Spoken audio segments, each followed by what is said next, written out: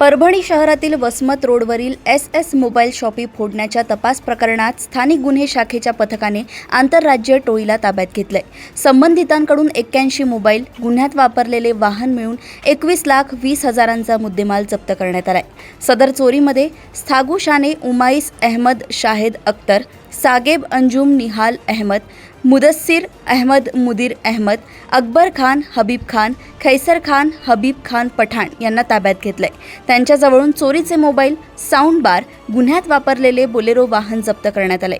आरोपींना न्यायालयासमोर हजर करण्यात आलं असता त्यांना 3 दिवसांची पोलीस कोठडी सुनावण्यात आली आहे। सदरची कारवाई पोलीस अधीक्षक रवींद्रसिंग परदेशी यांच्या मार्गदर्शनाखाली पोलीस निरीक्षक विवेकानंद पाटील, सहाय्यक पोलीस निरीक्षक राजू मुत्तेपोड, पोलीस अंमलदार मधुकर चट्टे, सुग्रीव केंद्रे, निलेश भुजबळ, शेख रफीक, दीपक मुदिराज, मोहम्मद इम्रान, रणजित आगळे, गणेश कौटकर यांनी केली। विशेष म्हणजे आरोपींच्या चौकशीत जळगाव, मालेगाव, नांदेड, नाशिक आदी ठिकाणी चोरी केल्याचे गुन्हे उघडकीस आले आहेत।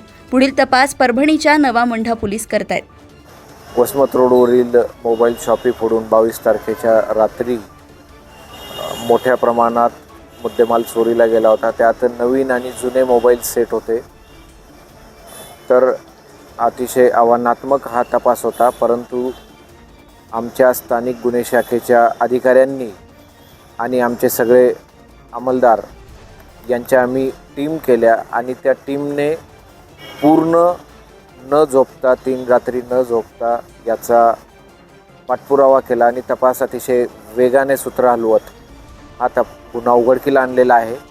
यात आम्हाला नाशिक ग्रामीण पोलिसांची, त्यातही मालेगाव येथील पोलिसांची, तेथील अप्पर पोलीस अधीक्षक, उप अधीक्षक, सहाय्यक पोलीस अधीक्षक आणि तिथले LCBचे अंमलदार यांची खूप मदत झालेली आहे आणि त्यामुळे आम्ही आता 5 आरोपी या ठिकाणी या गुन्ह्यात अटक केलेले आहेत आणि त्यांना न्यायालयासमोर देखील हजर करण्यात आलेलं आहे।